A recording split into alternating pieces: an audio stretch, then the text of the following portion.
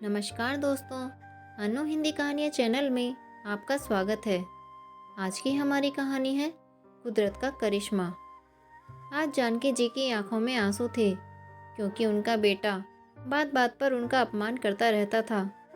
जानकी जी हर संभव कोशिश करती थी अपने बेटे बहू को खुश रखने की, परंतु बेटे बहू को शायद जानकी जी का घर में रहना अच्छा नहीं लगता था। आज जब जानकी जी सुबह सुबह बेटे के लिए चाय लेकर गईं, तो माँ को अपने कमरे में देखते ही उसके तन बदन में आग लग गई और गुस्सा होते हुए बोला, आपसे कितनी बार कहा है कि आप मेरे कमरे में मत आया कीजिए, समझ में नहीं आता। पूरे दिन खांसती रहती हैं, जब कमरे में आती हैं एक अजीब सी बदबू छोड़ जाती हैं। हर बार कमरे में सैनिटाइज़र करना पड़ता है। ये कोने में पड़ी क्यों नहीं रहती आप? क्यों भूल जाती हैं ये आपका गांव नहीं है? नम आँखों से जानकी जी बोली, बेटा मैं तो तुम्हारे लिए चाय लेकर आई थी। अच्छा ठीक है, चाय रख दीजिए और जल्दी से मेरे कमरे से बाहर जाइए।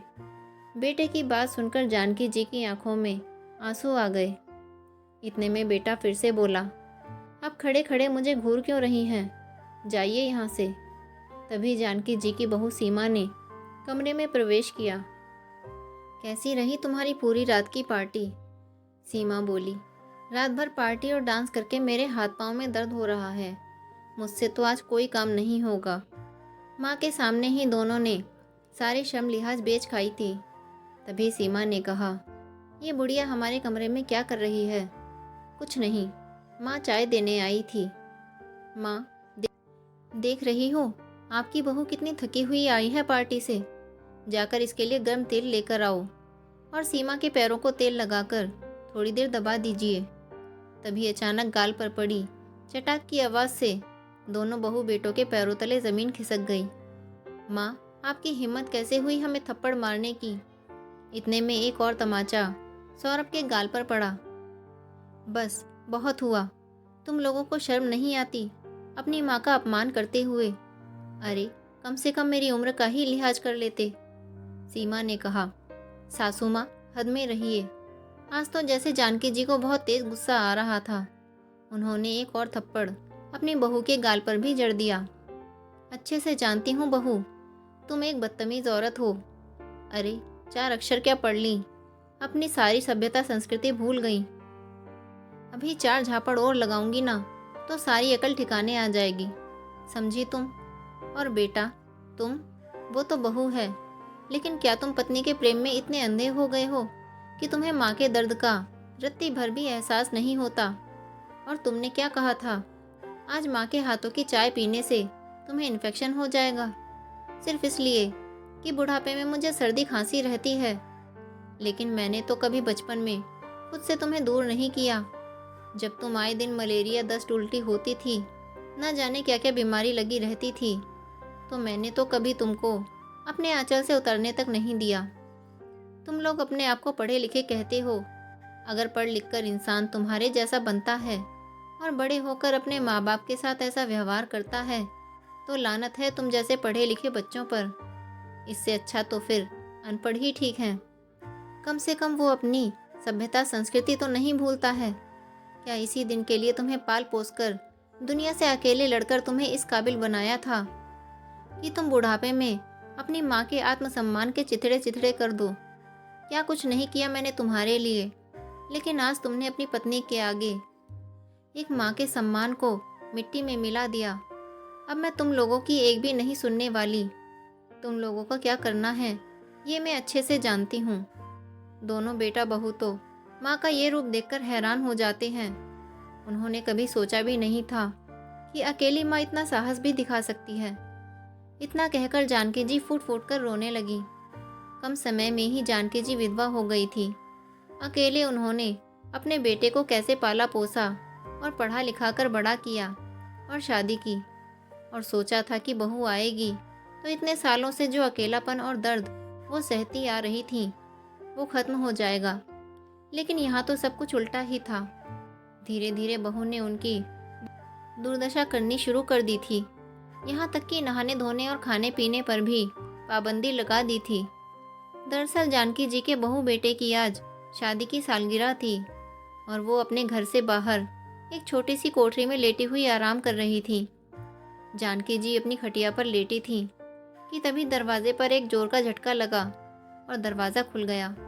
तो दो आदमी जानकी जी को खटिया समेत उठाकर एक किनारे रख देते हैं। जानकी जी हड़बड़ाकर उठ बैठी और उनसे पूछती हैं, ये सब क्या हो रहा है? तो उन दो आदमियों ने कहा, माँ जी, हमें इस कमरे का पंखा खोलने के लिए भेजा गया है, इसलिए तुम्हें हटाया। पर किसने भेजा है तुम्हें?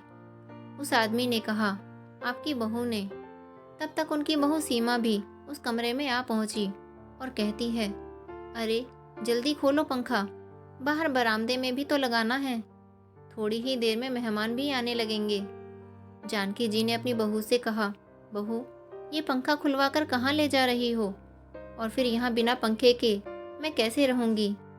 पहले मेरा बिस्तर छीनकर खटिया लगवा दी, जिससे मेरी कमर का दर्द बढ़ता ही चला जा रहा है, और ऊपर से ये पंखा भी नहीं रहेगा तो मैं कैसे सो पाऊँगी? सीमा बोली, बुढ़िया, तुझे ये छत और 3 समय का खाना भी मिलता है, इसके लिए मेरे शुक्र मना।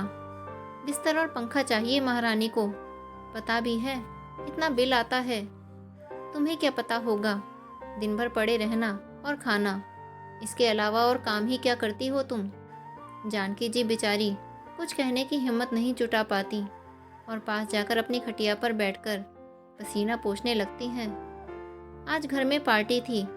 जानकी जी के बेटे सौरभ और बहू सीमा की शादी की सालगिरह थी, जिसके लिए पूरे घर को सजाया जा रहा था। पूरे घर के कोने को रोशनी से सजाया जा रहा था।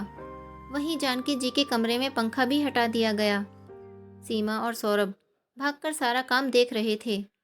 तभी हलवाई सीमा से कहता है, मैडम, अचानक से मेरे सहायक को अचानक से कहीं जाना पड़ा, तो मैंने किसी और से बात की है, वो अभी आता ही होगा, पर वो बड़ा सुस्त है, धीरे धीरे काम करता है, इसलिए रसोई का काम अभी ही शुरू कर देता हूँ, पर मुझे एक और सहायक की ज़रूरत पड़ेगी।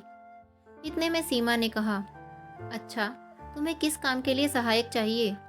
तो उस हलवाई ने कहा, मैडम, सब्जी काटने, जूठे बर्तन धोने के साथ साथ पूरियाँ बेलने के लिए मुझे एक सहायक की ज़रूरत होगी।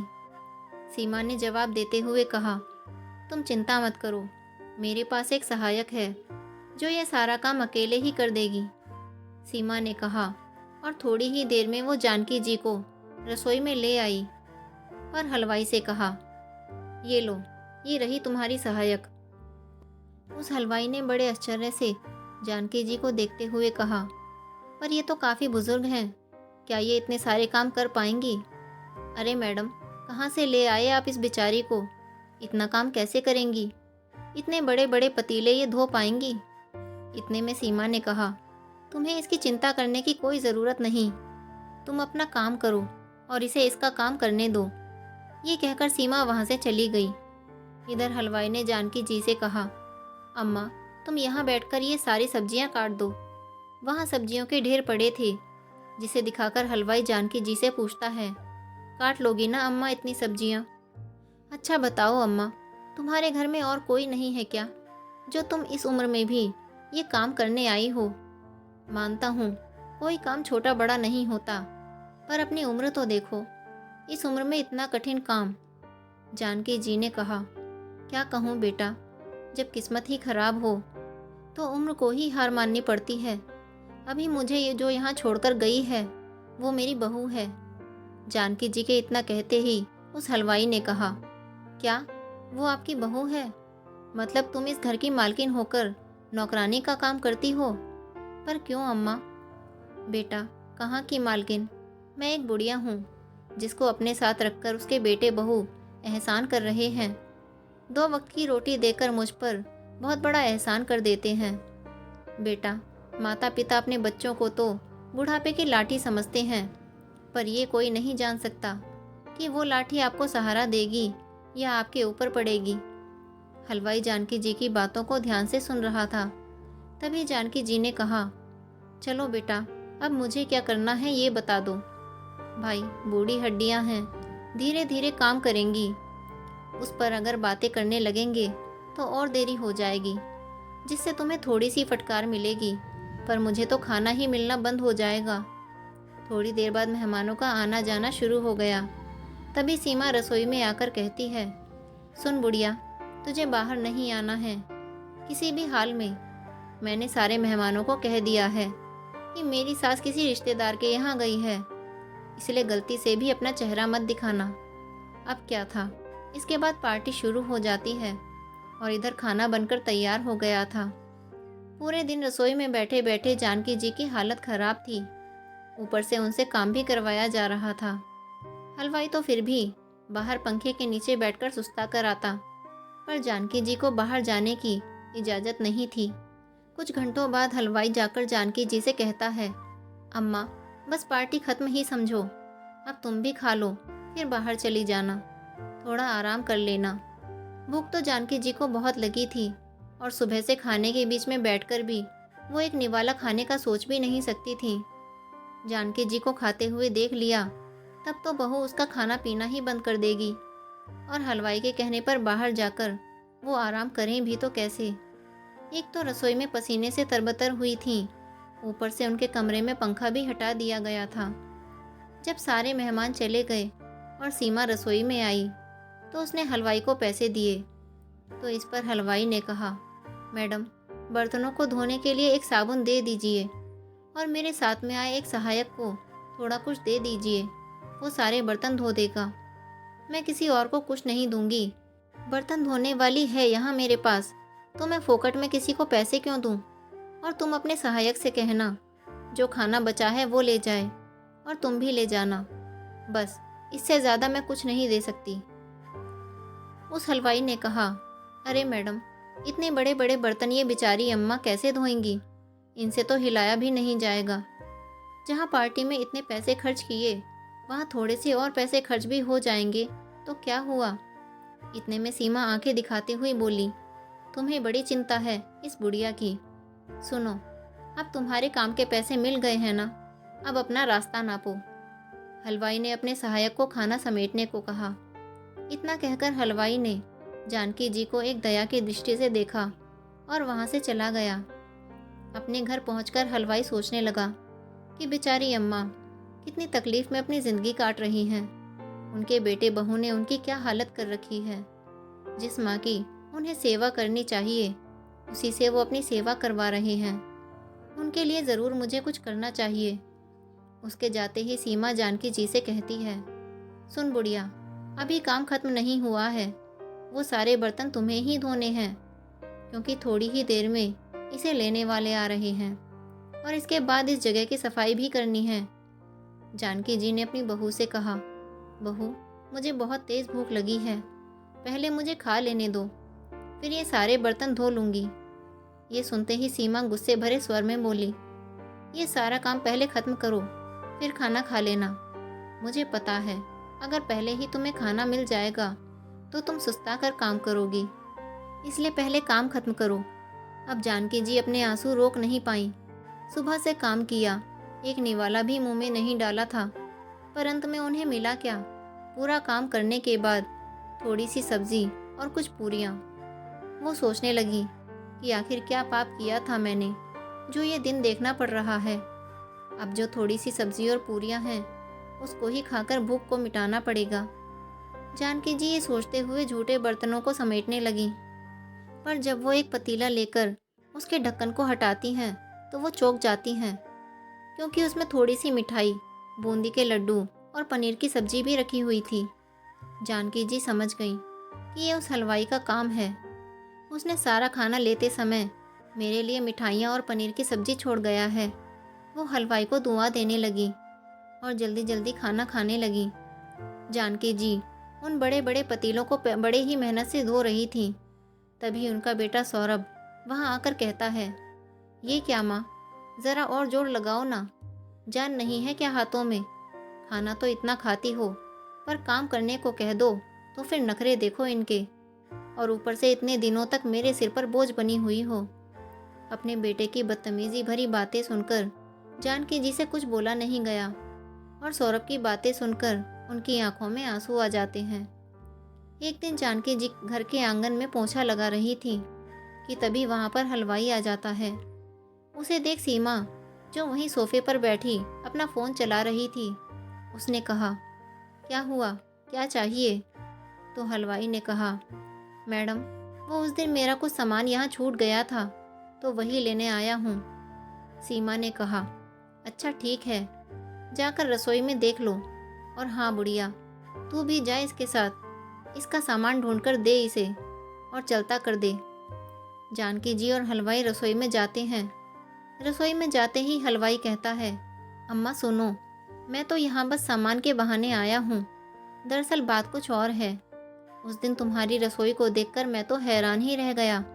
इस उम्र में भी सब्जियाँ इतनी अच्छी काट लेती हो और खाना भी इतना अच्छा बनाती हो, कितनी कुशलता से सब करती हो, और तुम्हारे हलवे का तो कोई मुकाबला ही नहीं। इसलिए मैं तुम्हारे लिए एक अच्छी खबर लाया हूँ। यहाँ एक बड़े से व्यापारी की बेटी की सगाई है। वैसा हलवा अगर तुमने उस दिन बना दिया तो यकीन मानो तुम्हारी जिंदगी संवर जाएगी। हलवाई की बात सुनकर जानकी जी ने कहा, मैं यहाँ से कहीं निकल नहीं सकती, तो वहाँ कैसे जाऊँगी? और बेटे बहू की गुलामी की जिंदगी से परेशान अगर उन्हें मेरे काम का पता चला तो मुझे घर और बाहर दोनों के कामों से करा करा कर पीस डालेंगे।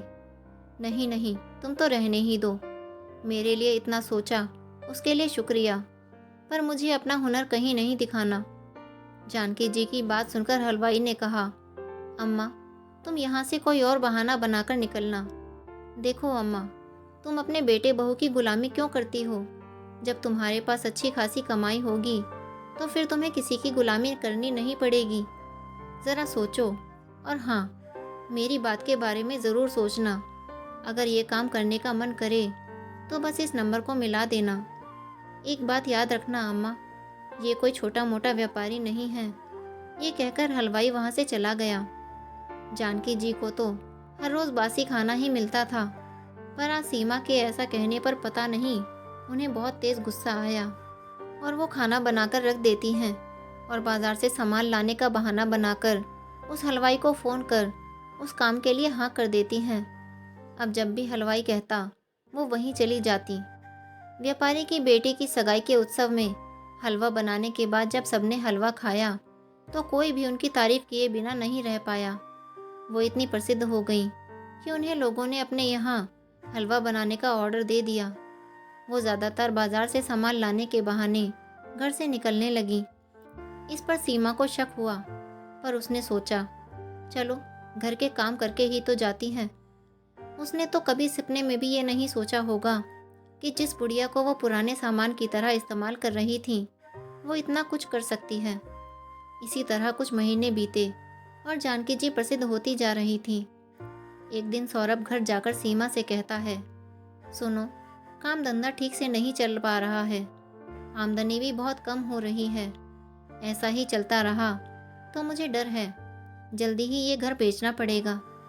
पर ये घर बेचकर हम जाएंगे कहाँ? सीमा ने पूछा। मैंने एक किराए का मकान देख लिया है। मैं इस बुढ़िया को आश्रम में छोड़ आऊँगा और हम एक साथ उस किराए के मकान में रहेंगे। इस तरह हम दोनों अपना खर्चा चला लेंगे। इस बुढ़िया का बोझ कौन उठाएगा? सौरभ ने ये सारी बातें अपनी पत्नी से कहीं। फिर एक दिन सुबह सौरभ ने जानकी जी से कहा, चलो माँ, तुम्हें वृद्ध आश्रम में छोड़ देता हूँ। अब ये घर मैंने बेच दिया है, तो इसलिए हम जा रहे हैं किराए के घर में, और तुम्हारा बोझ मैं नहीं उठा सकता।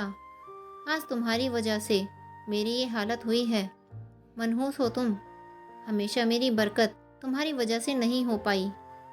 अपने बेटे की ये बातें सुनकर आंखों में आंसू लिए जानकी जी ने कहा, ठीक है बेटा, तुम जैसा चाहो वैसा कर सकते हो।